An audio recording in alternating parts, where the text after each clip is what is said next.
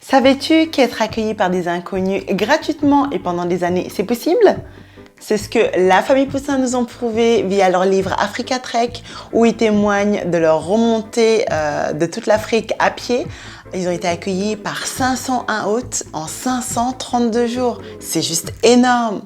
Parce qu'on n'est pas tous prêts à faire le même exploit, je pense qu'on va devoir parler dans cette vidéo de comment trouver un hébergement à pas trop cher et pourquoi pas rajouter le déplacement aussi. C'est parti!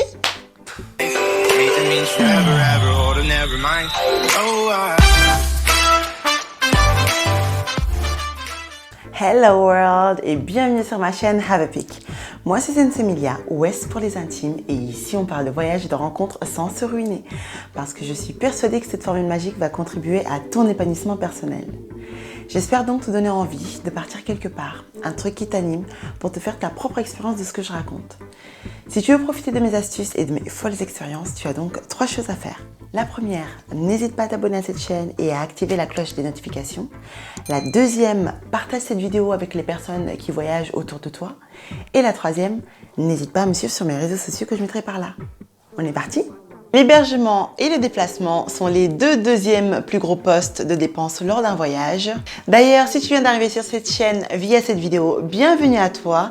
Sache que j'ai déjà donné toutes mes astuces concernant le premier gros poste de dépenses lors d'un voyage, donc concernant le billet d'avion. Je te mettrai la vidéo là ou là pour que tu puisses aller la regarder si ça peut t'aider aussi. Parce qu'il est compliqué de voyager sans se loger à l'étranger. Aujourd'hui, dans cette avant-dernière vidéo de la série de mes astuces, je vais te livrer mes 11 plus 1 astuces de comment trouver un logement à pas trop cher, un hébergement à pas trop cher et aussi comment se déplacer à l'étranger sans se ruiner. Le premier point, alors il faut savoir que sur tous les comparateurs de voyage, vous pouvez prendre un pack vol plus hôtel. Donc si c'est vraiment ce qui vous intéresse et que vous avez envie d'aller à l'hôtel, bien sûr il y a plein de sites, notamment les comparateurs dont j'avais parlé dans ma précédente vidéo, mais il y a aussi par exemple Expedia qui est pas mal et du coup une fois que vous avez choisi votre hôtel, n'hésitez pas à profiter des promotions, des réductions auxquelles vous avez droit, notamment il suffit juste d'en faire la demande à votre concierge d'hôtel qui vous donnera toutes les infos et quitte à payer l'hôtel, autant profiter des réductions via les accords que votre hôtel peut avoir avec les sites touristiques. Le point 2. Airbnb, tout le monde connaît, c'est des locations de logements entre particuliers. Voilà, donc je pense que j'ai pas besoin de détailler plus. Pensez juste au lien de parrainage qui peut beaucoup aider aussi pour voilà, avoir un peu d'argent sur votre compte Airbnb notamment. Le point 3, vous avez Booking. Donc n'hésitez pas aussi à vous inscrire sur Booking. Vraiment, il y a pas mal d'hôtels, pas mal d'auberges. Enfin, vraiment, il y a de tout. Pour le coup, tout est mélangé. Donc après, pareil, à vous de voir ce qui vous intéresse ou pas.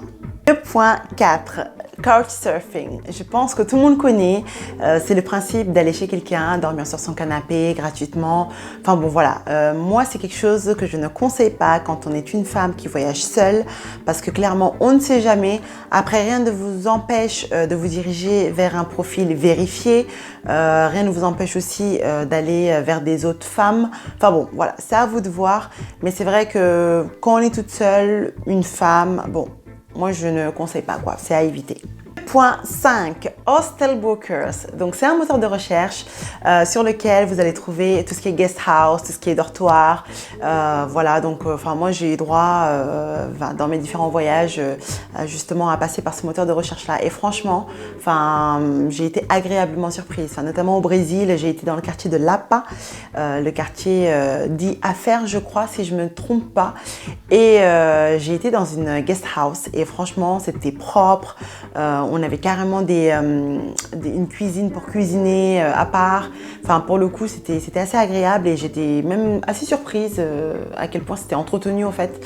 Il y avait souvent des femmes de ménage qui passaient pour tout nettoyer. C'est quand même conseillé d'avoir un cadenas pour justement pouvoir loquer ses affaires quoi. Je sais plus comment on dit en français. Mettre un cadenas pour protéger ses affaires. Même si vous vous retrouvez avec plein de gens dans une même chambre, franchement ça va. Il suffit juste d'avoir des bouts de caisse et au cas où il y en a qui ronfleraient un peu trop. Mais en général, voilà, les gens ils sont assez sympas et ça se passe très très bien quoi, vraiment. L'avantage en étant dans un dortoir, c'est que clairement, en fait, vous avez souvent des soirées à thème. Donc, c'est l'occasion de se faire plein de nouveaux amis, mais de partout. Et puis, en plus de ça, c'est beaucoup moins cher qu'un Airbnb. Alors, je vous conseille de rester jusqu'au point 10 parce que c'est un point qui va aussi vous surprendre. On en est au point 6. Donc, le point 6, si vous avez un ami à l'étranger, bah, pourquoi pas aller lui rendre visite, être hébergé gratuitement par votre ami. Et pour le remercier, vous pourriez très bien l'inviter au resto ou lui payer, je sais pas, un petit cadeau, enfin voilà, ce genre de choses. Donc ça peut être aussi un bon deal de profiter du fait que votre ami soit à l'étranger pour quelque temps pour aller lui rendre visite et découvrir le pays avec lui, voilà, sur place. Le point 7, faire du camping. Bon, après, c'est à vous de voir. Mais c'est vrai que le camping, c'est quelque chose à tester. Moi, je ne l'ai pas encore fait, mais je pense que ça ne saurait tarder, surtout avec la petite. J'attends juste qu'elle grandisse un peu plus et je pense que ouais, on se fera pas mal de petites vacances comme ça, des petits week-ends à gauche, à droite, en camping. Ça peut être pas mal, ouais.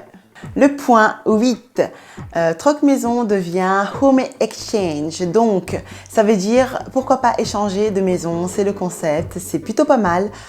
Il suffit juste de voir et se mettre d'accord avec des personnes en fonction de la destination où vous voulez aller, en fonction des dates, d'échanger vos appartements. Donc, et ça se fait même à l'international. Enfin, vraiment, c'est un site qui se fait dans je ne sais plus combien de pays, mais dans beaucoup de pays dans le monde. Donc, ça peut valoir le coup. Et si par contre vous êtes locataire, il faut juste penser à prévenir le propriétaire dans le sens où c'est un échange de maison, il n'y a pas vraiment d'échange d'argent, donc bon voilà, logiquement il n'y a pas de problème quoi. Il faut juste tenir informé au cas où il passe et qu'il verrait d'autres personnes dans votre appartement quoi. À partir du point 9, on va uniquement parler de tout ce qui est déplacement à l'étranger. Donc point 9, du moins le premier, commençons par parler de train rail.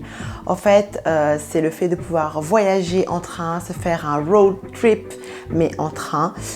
Voilà, ça se fait beaucoup en Europe, donc vraiment, il ne faut pas hésiter. Il y a beaucoup de trains de nuit, donc avec couchette et tout, à pas cher.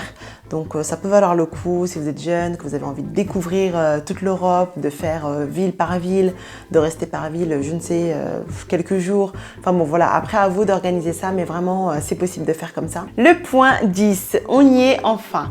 Alors il faut savoir que les bus peuvent être une très bonne alternative, même à l'autre bout de la Terre, parce que clairement rien ne vous empêche, si vous voulez aller demain au Brésil, d'atterrir à Sao Paulo par exemple, et de finir Sao Paulo à Rio de Janeiro en bus. Et franchement, quand je vous disais que c'est un point qui va vous surprendre, c'est qu'en fait, moi, ce que j'ai remarqué, en tout cas, après avoir fait Argentine, Rio en 24 heures de bus, en fait, j'ai remarqué que les bus, en tout cas, dans cette zone-là de la Terre, sont juste super confortables, voire même plus confortables que des Eurolines et des Flexibus qu'on peut trouver en France, en Europe. Enfin bon, voilà, parce que j'ai déjà aussi pris Eurolines pour aller à Amsterdam, pour aller, pour bouger un peu plus en Europe. Et franchement, niveau confort, c'est pas du tout la même chose, quoi. Enfin, là, c'est même pas comparable. Donc justement, je pense que dans ma vidéo au Brésil, j'en avais parlé. D'ailleurs, je vous la mettrai là ou là pour ceux qui veulent la voir. Mais je pense que j'avais évoqué le fait que justement, c'est un bus où on pouvait carrément s'allonger, qu'on appelait cama ou semi-cama. Alors cama, en espagnol, ça veut dire lit. Et semi-cama, c'est pour dire que c'est à moitié allongé. Mais bon, voilà, en tout cas, c'était super confortable. Et moi, j'ai juste adoré ce voyage-là, quoi. Enfin, en bus, c'était trop bien. Trop bien. Prendre le bus, on est d'accord que c'est plus long et plus économique. Mais cela dit, pour revenir à l'exemple que je vais donner pour atterrir à Sao Paulo, c'est toujours dans le but de vous faire toujours plus économiser parce que effectivement, arriver à Sao Paulo vous coûtera moins cher que si vous arrivez en avion à Rio de Janeiro. Et même si vous rajoutez le transport de Sao Paulo à Rio, dans tous les cas, vous y gagnerez. Vous aurez toujours quelques économies de fait. Et je pense que c'est tout l'objet de cette vidéo. Le 11e point, Blablacar, Blablacar. Bon, je ne sais pas du tout chanter. En tout cas, c'était juste pour évoquer que Blablacar existe de partout maintenant. Blablacar s'est mondialisé et ce sera sans grande surprise que vous pouvez retrouver Blablacar à l'autre bout de la terre. Voilà, donc pareil, il faut regarder et puis regarder les commentaires, les avis, comment ils sont notés, est-ce que ça fait longtemps qu'ils sont sur le site ou pas. Enfin bon, voilà, comme en France, quoi, comme vous ferez en France. Sinon, pour ceux qui sont restés jusqu'à la fin de cette vidéo, donc mon deuxième point, faire du stop. Oui, parce que pour vraiment être complet de complet, il fallait que j'en parle. Alors moi, c'est quelque chose que je ne conseille pas de la même manière pour le couchsurfing quand on est une femme seule. Après, si vous êtes avec des amis, si voilà, vous êtes accompagné ou quoi, pourquoi pas. Mais bon, voilà, moi c'est quelque chose que par contre je n'ai jamais fait. Donc, parce que je suis une femme et que j'ai beaucoup voyagé seule. Maintenant avec bébé, je ne le ferai jamais, je pense. L'occasion est passée en tout cas tenter cette expérience. Voilà, je ne l'ai pas saisie. Maintenant, voilà, si vous avez envie, faites-le. Bon, après, j'ai connu des gens qui l'ont fait et apparemment ça marche très très bien. J'ai connu quelqu'un qui partait de la France, qui est parti jusqu'à, je sais plus, en Grèce, je crois, voilà, qui a fait du stop à chaque fois, qui est passé je ne sais combien de péages, enfin bon, sans problème quoi. Donc bon, apparemment ça se fait très bien. Moi, j'ai pas eu l'occasion d'expérimenter, donc je ne peux pas plus en parler. Après, n'hésitez pas à prendre les transports en commun dans le pays, surtout si c'est un pays dit safe.